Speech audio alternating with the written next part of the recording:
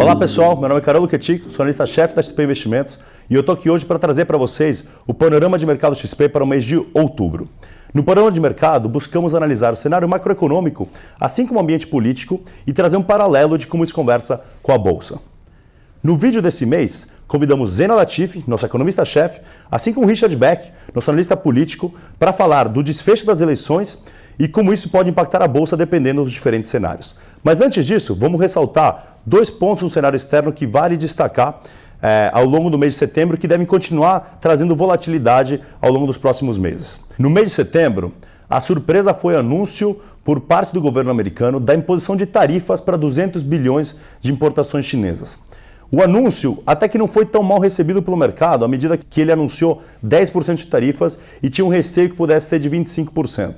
O ponto aqui é que é importante acompanhar de perto essas negociações comerciais entre China e Estados Unidos, porque se continuar escalando a tensão comercial e eles continuarem implementando tarifas um ao outro, isso pode impactar o crescimento mundial e pode trazer volatilidade para os mercados. Essa volatilidade, como você já tem acompanhado, ela tem sido a regra aí a partir de março, quando o Banco Central Americano começou a subir mais juros. Isso se refletiu em pequenas crises, como por exemplo a da Turquia e a da Argentina, que trazem volatilidade para mercados emergentes. A gente não espera uma mudança nessa tendência, então a gente vê ainda mercados emergentes pressionados e com volatilidade ao longo do mês de outubro, assim como uma tensão elevada em relação às negociações comerciais, não só com a China, mas os Estados Unidos com o Canadá, a China, o Japão também, ao longo do mês de outubro. Então, basicamente é isso do cenário externo e vamos agora para o cenário doméstico.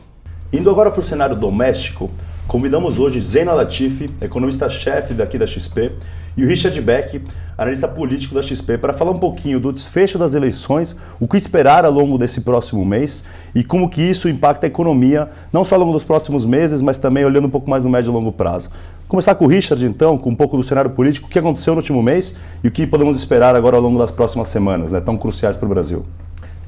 Rapidamente, o que aconteceu no último mês foi o Alckmin não dando tração, como se esperava, e o Bolsonaro ficando sólido no segundo turno, e uma transferência que a gente já esperava de votos do Lula para o Haddad, consolidando um cenário de segundo turno entre o Bolsonaro e o Haddad, se nenhum acidente acontecer daqui até o dia 7 de outubro. E o que a gente espera para o próximo mês é que esses dois se enfrentem aí numa disputa bastante dura, mas que o centro, que não teve gravidade eleitoral no primeiro turno, ele tem a gravidade política no segundo turno, ou seja, esse centro vai ter poder de atrair um pouco e moderar um pouco os discursos econômicos dos dois candidatos, pelo menos é o que se espera que aconteça. Você não fazer isso é você negar um pouco, inclusive, dessa dinâmica que é um pouco óbvia até, de segundo turno. Se espera que os candidatos tenham um discurso mais olhando para o mercado, um discurso mais com um diagnóstico melhor da realidade econômica e política do país, e consigam oferecer respostas mais sólidas para as grandes questões que nós temos, previdência, montagem dos governos, como é que você vai estabilizar o seu governo. Então, é um pouco do que a gente espera. Bolsonaro e Haddad no segundo turno, esses dois disputando, mas com um discurso um pouco mais focado aí na realidade, não só nas campanhas. Perfeito, perfeito. E Zeina, olhando um pouco do seu lado, tem algum dado de atividade ou que tenha saído ao longo do último mês que te chamou a atenção e talvez um pouco olhando um pouco além, como que o cenário eleitoral, na sua visão, ali pondera para a economia, ali, pensando no médio e longo prazo? Olha, os dados de atividade, eles não são terríveis, mas eles deixam muito claro que a greve dos caminhoneiros teve sim um custo elevado, ela fragilizou adicionalmente a economia, era para a gente estar numa tendência, numa atração muito mais sólida. Então teve custos. E tem o custo, obviamente, da mudança de patamar do dólar. Apesar das pessoas acharem intuitivamente que o dólar para cima ajuda no crescimento, o efeito, na verdade, de curto, médio prazo é de contrair a economia, porque nós temos um país que não é o setor exportador que comanda o crescimento, né? É muito mais a demanda interna. Dólar para cima é custo, é aumento de preço de insumos, de bens de capital para a indústria, por exemplo. Então, a gente vem observando sim que a mudança de patamar do dólar, ela não é neutra para a atividade econômica, principalmente no curto, médio prazo, que o efeito é negativo. Agora, tudo isso, de certa forma, é secundário diante daquilo que é o principal, das incertezas em relação à aprovação da reforma da Previdência rapidamente Acho que este ano, acho pouco provável, mas alguma coisa que venha rapidamente no início do ano que vem. No fundo, é isso que os mercados olham. Eles avaliam quem que está mais perto, quem que não está mais perto. Claro que um candidato de centro com experiência diminuiria essa preocupação. Hoje, os candidatos que a gente tem, os prováveis aí que vão para o segundo turno, os dois têm os seus desafios. Um precisa ajustar o seu discurso na economia, o outro precisa ajustar o seu discurso na política, porque a gente está falando de reforma constitucional, não basta boa vontade, você tem que ter também muita capacidade política. Essas respostas a gente não tem, não acho que vamos ter satisfatoriamente no debate do segundo turno.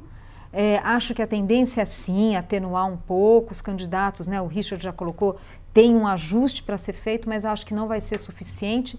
Nós vamos ter que aguardar a descida do palanque para de fato compreender como é que vai ser a montagem do time econômico, quem vão ser os políticos ali liderando as negociações no Congresso, como que vai ser o diálogo com essa sociedade, que é uma sociedade que está tão fragmentada, tão dividida. Então, né, essa capacidade de articulação política, de diálogo e de montagem de uma boa proposta de reforma da Previdência. São desafios diferentes, né? Para o Haddad é uma coisa, para o Bolsonaro é outra, mas os dois têm seus desafios e têm respostas que a gente não vai ter rapidamente. Então, isso reforça que, ainda mais com esse cenário internacional, que convenhamos, esses últimos dias até, enfim, não foram ruins, mas não está fácil o cenário internacional. Sim, então, isso significa que a gente tem que estar preparado, sim, para solavancos, para incertezas, para volatilidades, mesmo já sabendo quem é o presidente. Perfeito, perfeito. Então, trazendo isso aqui um pouquinho para o que a gente olha para a Bolsa, né? O cenário eleitoral, como eles mencionaram, está muito aberto. Ele é um potencial cenário binário, no sentido que a gente tem um candidato para a esquerda e um candidato bem para a direita. Tem uma tendência de ter uma convergência do discurso para o centro, no sentido de que no segundo turno esse é o eleitorado a ser ganho, e isso pode ajudar a diminuir um pouquinho o risco ou a volatilidade quando a gente pensa na Bolsa no curto prazo, mas a verdade é que o cenário ele é binário. Quando a gente pensa no cenário do Haddad ser eleito e pensando na reação do mercado, a probabilidade é que a reação do mercado ela seja negativa numa primeira leitura, ou seja, uma correção na margem. Quando a gente olha para a Bolsa hoje perto dos 80 mil pontos, a gente imagina uma potencial correção de algo como 10%, 15%.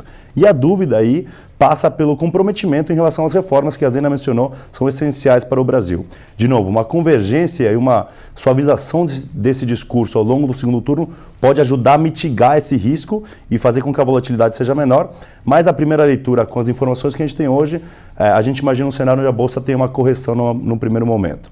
Do outro lado, no cenário Bolsonaro, é possível que o mercado dê o benefício da dúvida, por ele ter um discurso econômico que o mercado se atrai, mas existe sim um risco de execução, né, que só vai ser respondido ao longo dos próximos meses, talvez somente no exercício do mandato dele, que precisa ser acompanhado. Então, provavelmente a gente veja uma Bolsa reagindo positivamente.